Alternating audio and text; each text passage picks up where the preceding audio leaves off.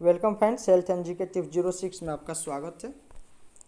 आज की इस वीडियो के माध्यम से हम जानेंगे कुछ जनरल नॉलेज के बारे में, यानी कि जीके से संबंधित क्वेश्चन जितने हैं उसके बारे में। कुल 40 क्वेश्चन होंगे और जो है कि जो जनरल कंपटीशन के तैयारी करते हैं उनके लिए भी होंगे और जो नीट के तैयारी करते हैं स्टूडेंट उनके लिए भी है। तो फर्स्ट जो क्वेश्चन है, मानव शरीर में जल की मात्रा कितनी होनी चाहिए। तो दोस्तों आप जानते हैं कि मानव शरीर में कुल 80% जो है कि जल की मात्रा होती है, यानी कि इस क्वेश्चन का जो आंसर होगा वो डी होगा। दूसरा का जो क्वेश्चन है आप देख सकते हैं, मनुष्य का सामान्य तापक्रम जो है कि लगभग कितनी होनी चाहिए। यानी कि दोस्तों अगर फ़ारेनहाइट में देखा जाए तो 98.6 डिग्री फ़ारेनहाइट होता है, यानी कि इस क्वेश्चन का आंसर जो होगा वो ए होगा। और यही बात करेंगे तो इस जो है कि आपको सेल्सियस में भी देखा जाता है। तो सेल्सियस में अगर देखा जाए तो सामान्य आपको कितना होना चाहिए, तो 37 डिग्री सेल्सियस होना चाहिए, वो सामान्य होता है। वही दोस्तों हम बात करेंगे, मानव शरीर में आहार यानी कि भोजन मुख्यतः खाली स्थान में पचता है, यानी कि छोटी आंत में। तो इसका जो आंसर होगा बी हो जाएगा। अगला क्वेश्चन की बात करेंगे दोस्तों, मनुष्य लोहा किससे प्राप्त करते हैं, यानी कि आयरन किससे मनुष्य प्राप्त करते हैं। तो सबसे ज़्यादा आयरन जो है कि पालक में पाया जाता है, यानी कि इस क्वेश्चन का जो जवाब होगा आंसर वो बी होगा। मानव शरीर में सबसे प्रचुर मात्रा में पाया जाने वाला तत्व कौन सा है। तो सबसे ज़्यादा जो है कि दोस्तों मानव शरीर में सबसे ज़्यादा प्रचुर मात्रा में पाया जाने वाला तत्व जो होता है वो होता है कार्बन, यानी कि फर्स्ट ये होगा। इसका आंसर जो होगा कि ये होगा, कार्बन सबसे ज़्यादा पाया जाता है। अगला वही क्वेश्चन की बात करेंगे तो दोस्तों, किस पोषक तत्व का सर्वप्रथम मुंह में पाचन होता है। तो दोस्तों आप देख रहे हो कार्बोहाइड्रेट का जो है कि सबसे ज़्यादा पोषक तत्वों का मुंह में पाचन होता है। तो इसका जो है कि आंसर बी होगा। वही दोस्तों अब हम बात करेंगे अगला क्वेश्चन के बारे में। तो आप देख सकते हैं, भोजन का पाचन निम्नलिखित में से किस अंग में प्रारंभ होता है। किस अंग में प्रारंभ होता है। तो दोस्तों आप जानते हैं कि मुंह में होता है, यानी कि मुंह से ही आप भोजन प्राप्त करते हैं। तो इसका आंसर जो होगा वो ए होगा। वही दोस्तों हम बात करेंगे, शरीर में सबसे बड़ी हड्डी कौन सा होती है। तो ये जो है कि हमको लगता है कि 99% लोगों का ये इसका आंसर पता होगा। इसका जो आंसर होगा वो आपका बी होगा। फीवर जो होता है कि आपका सबसे बड़ा होता है बोन।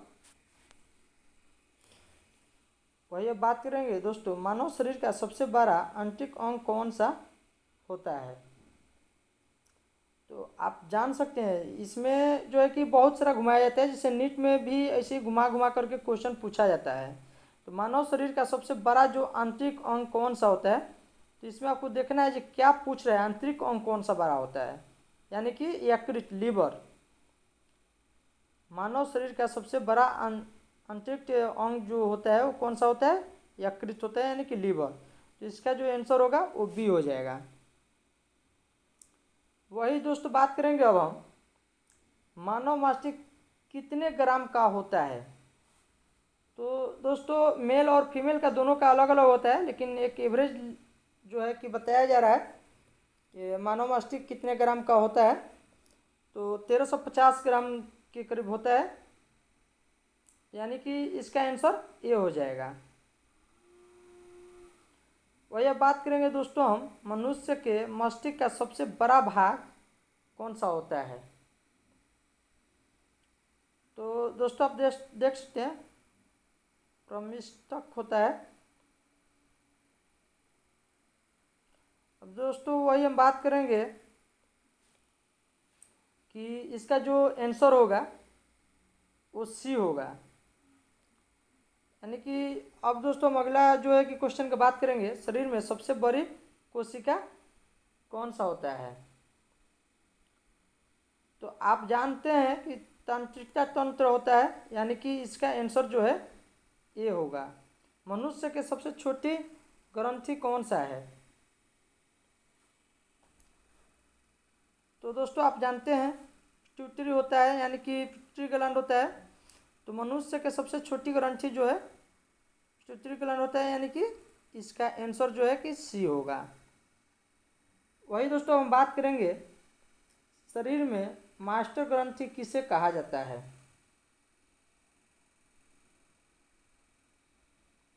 तो दोस्तों आप देख रहे हैं इसमें शरीर में मास्टर ग्रंथि किसे कहा जाता है, तो इसका जो आंसर होगा वो ए होगा। पिट्यूटरी ग्लैंड इसमें भी होता है। अब दोस्तों वही हम बात करेंगे हम 1 मिनट में कितने बार सांस लेते हैं।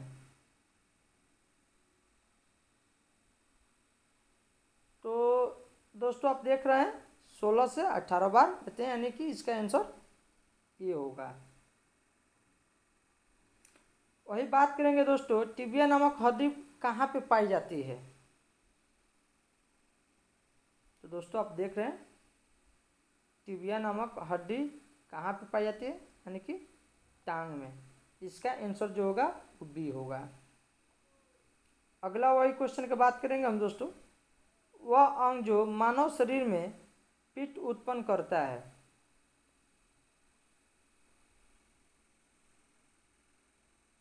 कौन सा होता है दोस्तों? यकृत,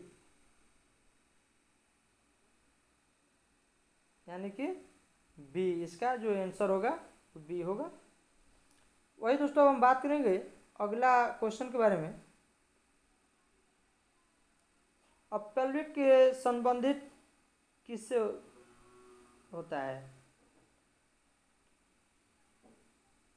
तो आप देख सकते हैं आँख से, यानी कि इसका आंसर हो जाएगा डी। मानव शरीर में कौन सा पदार्थ तत्कालीन ऊर्जा का मुख्य स्रोत है? कौन सा होता है दोस्तों? तो आप देख रहे हैं कार्बोहाइड्रेट, यानी कि डी।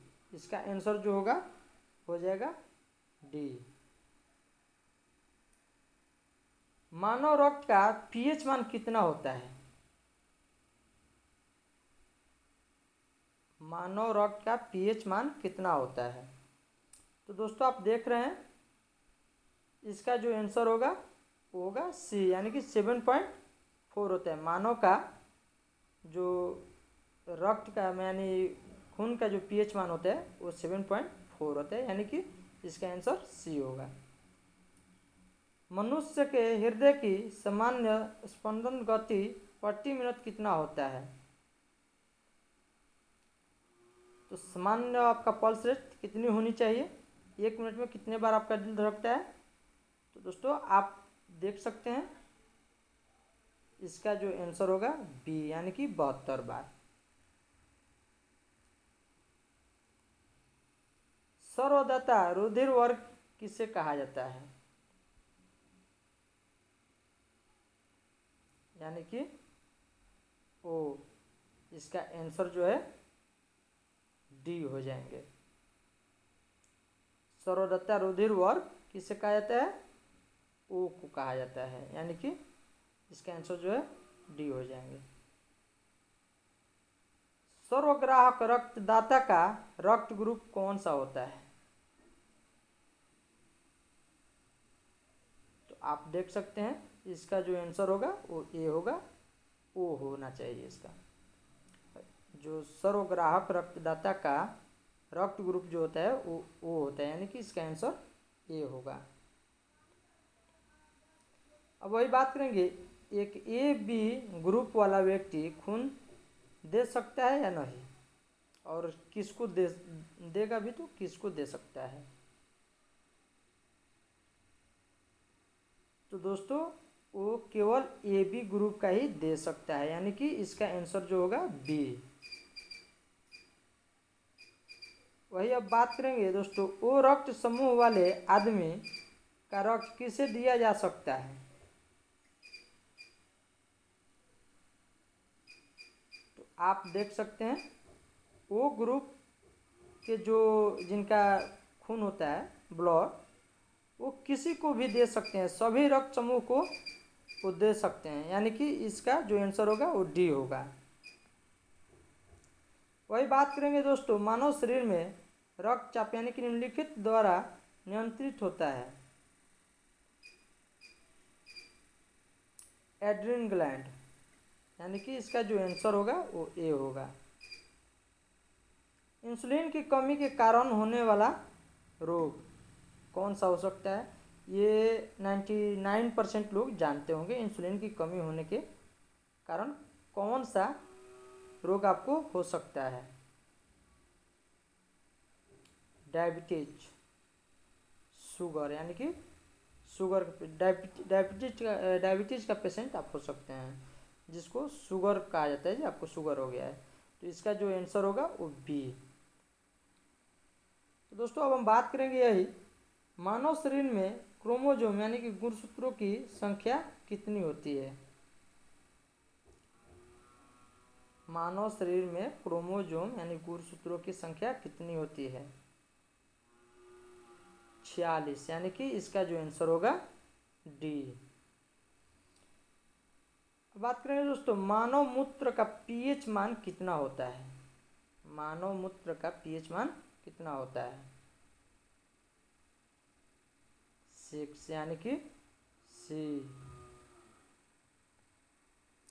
वही दोस्तों हम बात करेंगे, मानव शरीर की सबसे छोटी हड्डी कौन सी होती है? अभी आपको बताया है कि सबसे बड़ी हड्डी कौन सी होती है, तो आप फीमर बोले हैं, फीमर। अब इसमें आपको बताना है सबसे छोटी कौन सी होती है। हम उस टाइम ही आपको बता देते कि छोटी कौन होती है, लेकिन फिर आगे क्वेश्चन था कि मानव शरीर की सबसे छोटी हड्डी भी कौन सी होती है?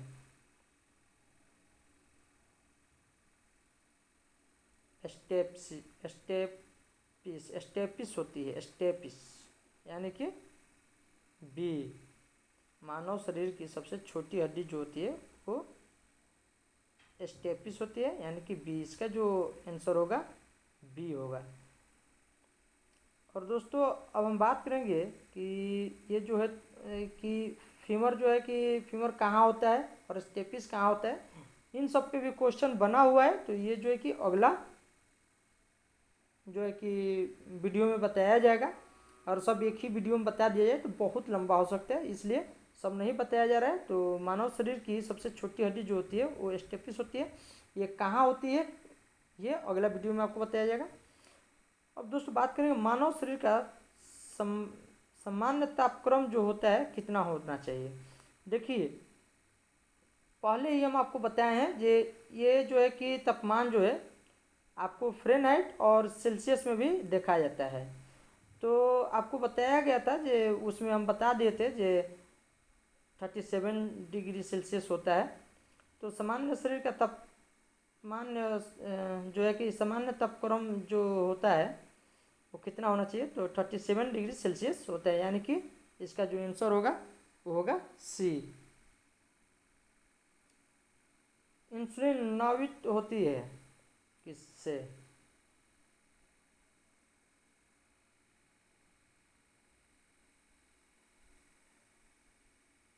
पैंक्रियास अग्न्यास में, यानी कि ए। इंसुलिन नावित होती है, इसका जो आंसर होगा ए होगा। लाल रक्त कण का निर्माण कहाँ से होता है, किससे होता है? लाल रक्त कण का निर्माण कहाँ से होता है, किससे होता है?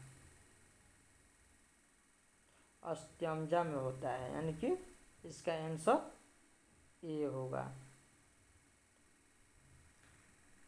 अब बात करेंगे, एक वयस्क मनुष्य में रक्त की औसत मात्रा कितनी होनी चाहिए? एक वयस्क मनुष्य में रक्त की औसत मात्रा कितनी होनी चाहिए? 5 से 6 लीटर होना चाहिए, यानी कि इसका आंसर सी। लाल रक्त का आकार कैसा होता है? लाल रक्त का आकार कैसा होता है? गोलाकार, यानी कि इसका आंसर ए होगा। मनुष्य का सामान्य रक्तचाप कितना होता है, कितना होना चाहिए? मनुष्य का रक्तचाप जो है कितना होना चाहिए, मनुष्य का सामान्य रक्तचाप जो है कि कितना होना चाहिए, यानी कि आपका बीपी ब्लड प्रेशर कितना होना चाहिए। ये हमको लगता है जो 90% लोग जानते ही होंगे। 120/80 होना चाहिए, यानी कि इसका जो आंसर है वो होगा बी। रक्त को जमाने में कौन सा प्रोटीन उपयोग में आता है, रक्त को जमाने में कौन सा प्रोटीन उपयोग में लिया जाता है।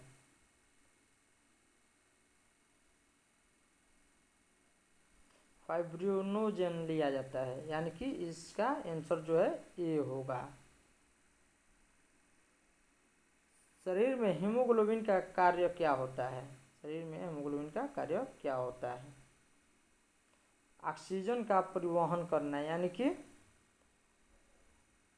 शरीर में हीमोग्लोबिन का कार्य क्या होता है, तो ऑक्सीजन का परिवहन करना, यानी कि इसका आंसर ए होगा। हीमोग्लोबिन में उपस्थित क्या होता है,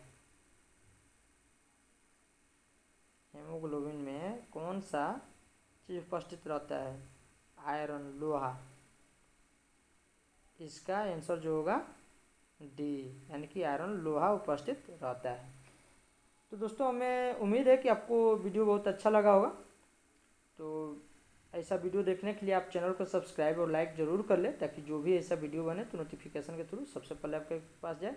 हेल्थ से भी संबंधित इस चैनल पे वीडियो डाला जाता है, मेडिसिन के बारे में भी जानकारी दी जाती है।